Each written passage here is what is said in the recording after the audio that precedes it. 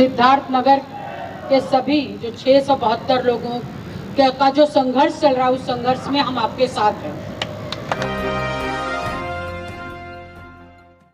हम लोग यहाँ पर कोई पॉलिटिक्स करने नहीं आए, कोई राजनीति करने नहीं आए।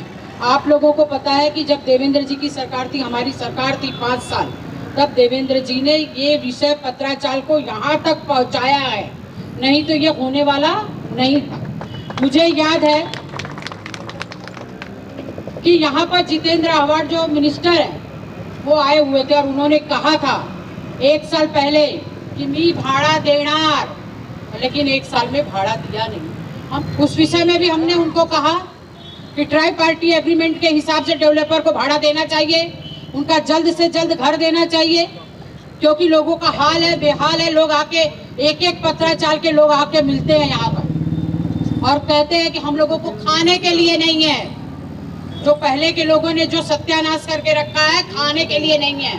और इस कोरोना में लोग एकदम परेशान हैं। कोई भाई के घर में रहे, कोई भतीजे के घर में रह रहा है, कोई कहीं भाड़ा देने की आज किसी की हालत नहीं है कि कोई भाड़ा देके घर में रहे। उसके बाद में जॉनी जोसेफ की जो 1 सदस्यीय कमेटी है, वहां भी जाकर मैं मिली और उनको मैंने निवेदन किया कि साहब लोग बहुत परेशान हैं, आप आपकी रिपोर्ट में ये जरूर दीजिए कि उनको घर मिलना चाहिए। लेकिन उस रिपोर्ट का क्या हुआ, आज तक पब्लिश हुई रिपोर्ट मिला है सरकार को, लेकिन उसका क्या है, पब्लिश किया नहीं कि रिपोर्ट में क्या है। लेकिन क्या है, सरकार क्यों सोई है, क्यों जनता का ध्यान नहीं दे रही है, तो ये बताने के लिए हम लोग यहाँ पर आए हैं। और सिर्फ इस समय नहीं, हम लोग पिछले 6 साल से इस संघर्ष में सबके साथ है, इसलिए हम लोग यहाँ तक पहुँचे हैं। मैं आपको ये बताना चाहती हूँ कि अगर भाड़ा और घर यहाँ के लोगों को नहीं मिला तो इस संघर्ष में हम लोग और आगे जाएंगे कि भाड़ा और घर जो कि पत्राचार के हक का है और वो उनको मिलना ही चाहिए। अगर ये नहीं मिलता है तो विधानसभा में फिर से विषय होगा, क्योंकि 1 मार्च से 21 मार्च तक विषय होने वाला, विधानसभा चलने वाली है। हम लोग फिर से विषय लेंगे और इस संघर्ष को जारी रखेंगे। आजच्या या सिद्धार्थनगर पत्राचाळीच्या पुनर्विकासाच्या संदर्भातल्या पत्राचाळीचा विषय हा गेले काही वर्ष हा अख्ख्या मुंबई शहरामध्ये गाजतोय। हे आंदोलन गेले काही वर्ष चालू आहे, पण मला इथे आल्यानंतर एवढा मोठा धक्का बसला। याचाच अर्थ पत्राचाळीच्या पुनर्विकासाचा चुथडा जो झाला त्याला कारणीभूत काही असेल तर ते या लोकांचं पक्षीय राजकारण हे त्या विकासाच्या चुथड्याला कारणीभूत होतं। मला खरं तर राजकारणावर बोलायची इच्छा नव्हती, कारण या मुंबई शहरातल्या मराठी माणसाला, मुंबई शहरातल्या सर्वसामान्य माणसाला त्याच्या विकासाकरता भारतीय जनता पार्टी पहिल्यापासून प्रयत्न करते। राजकारण जरूर करा, पण त्या राजकारणापायी या सर्वसामान्य मराठी माणसाचं नुकसान करण्याचा प्रयत्न करू नका।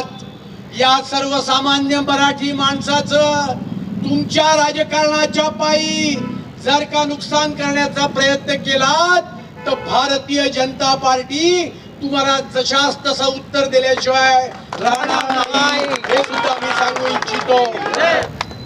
कमिटीने काय रिपोर्ट दिलाय, कमिटीने या रिपोर्ट मध्ये म्हटलंय की जर का बिल्डर रिहॅब कंपोनंट करत नाही तर कमिटीने हे सांगितलं की ज्या मराठी माणसाचं याच्यामध्ये काही चूक नाही, ज्याचं आयुष्य आज उघड्यावर आलेलं आहे, राज्य सरकारने म्हाडाच्या माध्यमातून हा सगळा प्रोजेक्ट टेक ओव्हर करावा आणि तो प्रोजेक्ट टेक ओव्हर करून जे मूळ निवासी आहेत त्यांना rehab component free of charge हा बांधून देण्याची आवश्यकता आहे। माझा प्रश्न या राज्याच्या मुख्यमंत्र्यांना, माझा प्रश्न या ठिकाणी असणाऱ्या मंत्र्यांना, 1 वर्ष झालं तुमचं सरकार आहे, या कमिटीचा हा रिपोर्ट स्वीकारून तुम्ही या ठिकाणी राहणाऱ्या लोकांना मोफत घर का बांधून देत नाही? अरे एका वर्षात बांधता येणार नाही, पण एका वर्षात बांधण्याचा निर्णय तर करता येईल. तो निर्णय सुद्धा तुम्ही करायला तयार नाहीत. आणि त्यामुळे मी सांगून ठेवतो, यात राजकारण करू नका. तुमच्याच पूर्व मंत्र्याने पत्र लिहिलं देशाच्या प्रधानमंत्र्यांना की पीएमसी बँकेची चौकशी करा. पीएमसी बँकेने कर्ज दिलं. जेव्हा कर्ज मिळतं ते ज्या कामाकरता वापरायचं त्या कामाकरता वापरायचा नियम असतो. पण कर्ज मिळालं काही कोटी रुपयांचं, काही कोटींचं कर्ज मिळाल्यानंतर ते एका मिनिटात अकाउंटवर स्वतःच्या ट्रान्सफर झालं कंपनीच्या अकाउंटवरनं. आणि त्यातले 55 लाख रुपये कोणाच्या अकाउंटवर गेले? आणि त्यामुळे मी सांगून ठेवतो, राजकारण विचकारण करण्याच्या फंदात पडू नकात. चहावाल्याच्या नादी लागलात तो होत्याचे नव्हते व्हाल, हे तुम्हाला मी सांगून ठेवतो. पत्राताळीच्या या सगळ्या बाधित लोकांना आम्ही न्याय दिल्याशिवाय राहणार नाही, हे माझं वचन आहे. आणि तुमच्या पाठीशी भारतीय जनता पार्टी कायम या संघर्षामध्ये तुमच्या पुढे उभे राहून हा संघर्ष करत राहील, एवढंच सांगतो आणि माझे 2 शब्द समाप्त करतो. जय हिंद, जय महाराष्ट्र. और मैं संघर्ष समिति का भी धन्यवाद करना चाहता हूं. आपको लगेगा कि मैं संघर्ष समिति का क्यों धन्यवाद करता हूं की विरोधात आले परंतु आमच्या समर्थन समोर तर उभा राहिले. तर आम्ही काय बोललो त्यांना कळलेलं आहे. त्यांना काही संघर्ष समितीला खूप खूप धन्यवाद. ते इथे उपस्थित राहिले आणि आम्हाला समर्थन दिलं. विरोधात तरी काय समर्थन केलं त्याबद्दल त्याचा धन्यवाद. भारतीय जनता पार्टी वार्ड क्रमांक 58. मित्रों, आज यहाँ पर जो ये आंदोलन हो रहा है वो आंदोलन की थोड़ी सी रूपरेखा यहाँ पर देने के लिए मैं खड़ा हूँ. जो आधी अधूरी बिल्डिंग आप देख रहे हो, ये बिल्डिंग जो है ये म्हाडा की करतूत है. अब म्हाडा और विकासक ये दोनों ने ऐसी खिचड़ी पकाई और ये खिचड़ी में जो है यहाँ पर रहने वाले 672 लोगों की जिंदगी जो है आज दांव पर है. पिछले 12 सालों से न उनको उनके हक का घर मिला और न पिछले 4 सालों से म्हाडा का जो ये डेवलपर है वो उनको भाड़ा दे रहा है. आज हम सभी को पता है कि पिछले 1 साल से जो हम कोविड के वातावरण में जी रहे हैं, आज हर एक भारतीय की हालत क्या है. मुंबई शहर में रहने वाला वो आदमी इस तरीके से संघर्ष कर रहा है कि आज उसके पास भाड़ा भरने के लिए पैसे भी नहीं है. और हमने मांगा क्या आपसे? हमारे हक का घर और सिर्फ भाड़ा. आज वो भी आप दे नहीं पा रहे हो और इसी के लिए आज भारतीय जनता पार्टी यहाँ पर आप सभी के मार्गदर्शन में आंदोलन कर रही है. मित्रों, दूसरा, आप सभी को पता होगा कि यहाँ पर संक्रमण शिविर जो है सिद्धार्थ नगर में, वहां से भी बहुत सारे लोग यहाँ पर आए हैं. संक्रमण शिविर का मुद्दा जब देवेंद्र फडणवीस जी मुख्यमंत्री थे तो उन्होंने कहा था कि संक्रमण शिविर में रहने वाले लोगों को भी अपने हक का घर वो जहां पर रह रहे हैं वहां पर मिलेगा. आज पूछो उनको उनकी परिस्थिति क्या है. उनको घर मिला क्या? पत्राचाली के लोगों को घर मिला क्या? और घर नहीं मिला, भाड़ा नहीं मिला. इसी के लिए आज यहाँ पर आप लोगों के बीच में रास्ते पे उतर के भारतीय जनता पार्टी आंदोलन कर रही है. और आप सभी के मार्गदर्शन में आप लोगों को मैं आने वाले दिनों में, अगर पत्राचाली में रहने वाले लोगों को सरकार न्याय नहीं दिला पाती है तो ये आंदोलन उग्र होगा. 2008 पूर्वी मी माझ्या पत्राचालीमध्ये राहत होतो, आरामाने राहत होतो. हा, पावसाच्या 4 महिना मी पाण्यामध्ये बी राहत होतो. पण जेव्हा मला सांगितलं की आपलं नवीन घर बनतोय, मला लई खुशी झाली की चला आपले सर्व एक चांगल्या घरामध्ये चांगल्यामध्ये राहतो. पण ते स्वप्न खोटं पडलं. एक बी स्वप्न आम्हाला नाही. लई आम्हाला मोठे मोठे स्वप्न दाखवले, एवढं मिळणार, हे देणार, तुम्हाला हे करणार, तुम्ही काय करणार. काही फायदा झाला नाही. आज 12 वर्ष झाले मला भाडा बी नाही मिळाला. मी भाड्याने घरी राहतो आहे. मला दुसऱ्यांनी मदत करतात आहे. मी स्वतः डॉक्टर एक्युपेशनल थेरपिस्ट आहे, नेचुरोपॅथी डॉक्टर हूँ. इसके बावजूद मी आज राशनची दुकानामध्ये मी नोकरी करतो आहे. कमी आम्हाला भाडा आणि आमच्या घर स्वतः जे आहे ते मिळालं आहे. सगळ्यांच्या 672 आहे, कोण बी होऊन दे. पिछले 12-13 सालों से म्हाडा का जो एग्रीमेंट हुआ था उसके हिसाब से ये लोगों को घर आने वाले 2-2.5 साल में मिलना चाहिए था, घर नहीं मिला। पिछले 12 साल से लोगों को भाड़ा नहीं मिला है और म्हाडा के अधिकारी आकर रहवासियों के पास भाड़ा मांग रहे हैं। ये विडंबना है।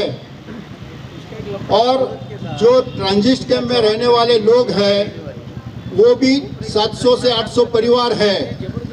हम केवल एक विषय लेकर नहीं, लेकिन पूरे गोरेगांव में, सिद्धार्थ नगर में जो रहवासी है उनके लिए विषय लेकर निकले हैं। सामने में मीडिया वाले को बोलता हूं कि म्हाडा के बनाए हुए घर तैयार है।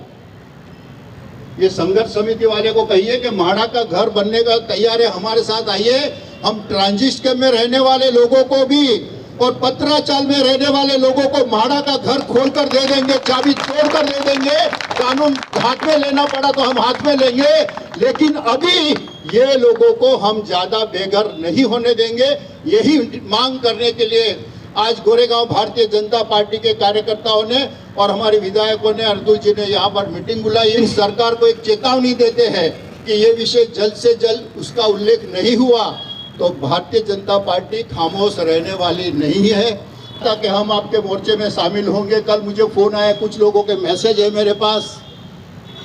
प्रकाश मेहता का नाम लिया है, अतुल जी बताएंगे। और संघर्ष समिति के लोग आज यहाँ पर मोर्चा निकाल रहे हैं। हमने मोर्चा निकाला तो 27 तारीख को उद्धव ठाकरे ने, माननीय मुख्यमंत्री जी ने पत्राचाल के रहवासियों के लिए मीटिंग लगाई है। लेकिन हम कुछ कर रहे हैं इसीलिए हो रहा है। हम रोज कुछ ना कुछ करेंगे, लेकिन आपको घर देकर ही रहेंगे। यही मांग हम करते हैं। धन्यवाद। भारत माता की जय। पिछले कई सालों से लोकमित्र न्यूज़ चैनल पे पत्राचाल का मुद्दा मैं लेके आपके सामने आता ही रहा हूँ। आज एक ऐसा ही मुद्दा लेके आया हूँ गोरेगांव वेस्ट में, जहाँ पर एक तरफ तो बीजेपी अपना पक्ष रख रही है और दूसरी तरफ पत्राचाल के लोग जो समिति है वो अपना विषय रख रहे हैं। तो आइए इनके बारे में भी जान लेते हैं कि आखिर में इन्होंने उनका विरोध क्यों किया है। क्या कहना चाहेंगे आज जो आप लोग ने ये विरोध जता रहे हो, तो किस तरह का विरोध है ये? देखिए, अगर देखा जाए तो हमारा विरोध किसी को नहीं है। हमें सिर्फ हमारे हक के घर और भाड़ा चाहिए। लेकिन अगर उसका कोई गलत तरीके से अगर फ़ायदा उठाना चाहेगा तो हम लोग जरूर उसको विरोध करेंगे। नहीं, इसमें गलत क्या है? वो तो आपके पक्ष में दिखाई दे रहा है। वो तो अभी दिखाई दे रहा है। गए 5 साल कहाँ थे? जब भी उनका राज था तभी उनके राज में ये जो रियाब का छोड़ के उन्होंने प्राइवेट बिल्डरों का जो स्टे लगाया था वो उठाया। उस टाइम पे अगर वो स्टे नहीं उठा देते तो हमारा रियाब का जो हमारे जो घर है वो आज पूरे होते थे और हम लोग घर में जाते थे। इनकी पार्टी थी। फडणवीस साहब आके गए, देख के गए, प्रकाश मेहता आके गए, इनके पार्टी के थे। क्या किया उन्होंने कुछ नहीं। खाली दिखावा है इन लोगों का कि हम लोगों ने इस संघर्ष समिति को सपोर्ट किया। ये इनका दिखावा है आज का। आज हम लोग 5 साल से जो लड़ रहे हैं उसका अभी अंतिम निर्णय तक सब हमारा संघर्ष आ चुका है। अब इस अंतिम समय में ये लोग आके दिखाना चाहते हैं कि ये जो निर्णय होगा ये हमारी तरफ से होगा। हम लोग अनपढ़ नहीं है। हम अभी होशियार हो गए हैं कि कौन पॉलिटिकल पार्टी हमको सपोर्ट करती है और कौन फ़ायदा उठाना चाहता है। जैसे कि आप कह रहे हैं कि आ गया है, कैसे आया, कौन लाया? आप आएगा। आज 5 साल हम लोग को समझता है ना कि हम लोग अब मंत्रालय में जाते हैं, म्हाडा में जाते हैं, मीटिंग है, कोर्ट में जाते हैं, तो वहाँ तक क्या निर्णय तक स्थिति आई है वो हम लोग को समझती है ना। वो आएगी। इनका कहना है कि राजकारण हो रहा है। राजकारण ही हो रहा है। उनको भी पता चल गया है कि अभी ये अंतिम निर्णय तक आ गया है। अब जाके अपने झंडे लगाओ और भाषणबाजी करो। यही आज उन्होंने किया है। आपका क्या कहना है इस बारे में? मेरा कहना यह है कि गए 5 साल से भाड़ा नहीं, जैसे सत्ता में 5 साल मंत्री रह चुके हैं, उसके बाद में 1.5 साल। ये पहली बार है कि पहली बार यहाँ पे आए हो। इतने सालों में कभी आए नहीं। मैं खुद उनके साथ 2.5 साल था। मेरा विषय था भाड़े का, लोगों के न्याय मिलाने का। इसके वजह से मेरे और उनमें काफ़ी दरार हो गई और मैंने छोड़ दिया था, क्योंकि वो काम करेंगे नहीं। और ये आज जो कर रहे हैं, आने वाले सोसाइटी का चुनाव भी आ रहा है और महानगर पालिका का चुनाव आ रहा है और यहीं पे कहीं तो भी रोटी सेकने का काम है। ये किसी का पड़ा नहीं। 672 लोगों का काम करेंगे मेरे को तो लगता नहीं। मुख्यमंत्री हमारे उद्धव साहब ठाकरे जब मुख्यमंत्री बने तब उन्होंने एक समिति डेविड का था ना, जॉनी जोसेफ समिति को स्थापन करके उन्होंने अहवाल मंगवाया। ये पहले 5 साल में कभी मांगा था क्या? तभी देवेंद्र फडणवीस मुख्यमंत्री थे, तब उन्होंने देना चाहिए था। आज 5 साल से भाड़ा जेब में भर रहा है। हर इंसान जेब का भाड़ा भर रहा है। कहाँ से लाएगा? चोरी मारी करना हमारे खानदान में, हमारे किसी के खानदान में नहीं है। हमारा जब चेक आता है ना तब लगता है कि पैसे कहाँ से देने के। कर्जा हो चुका है, आत्महत्या करने का टाइम आ चुका है। लेकिन आत्महत्या करके अपने फैमिली को रास्ते पे लाना है। लोग तो गांव गए, कितने लोग गांव चले गए, कितने लोग तो ऊपर चले गए, घर घर घर करते। कब तक चलेगा ये न्यायालय जो बोलते हैं ना, इसको राजकीय जो है ना, ये बंद करो, लोगों को न्याय दिलाओ और कुछ नहीं। पत्रा समिति का कहना है कि ये राजनीति कर रहा है और इनका कहना है कि ये लोग राजनीति कर रहे हैं। जैसे कि पत्राचाल ने कहा कि कुछ दिनों में इनका पेपर आ जाएगा तो पेपर वर्क के ऊपर सब क्लियर हो जाएगा। मैं संजय मिश्रा, लोकमित्र न्यूज़ चैनल, गोरेगांव वेस्ट।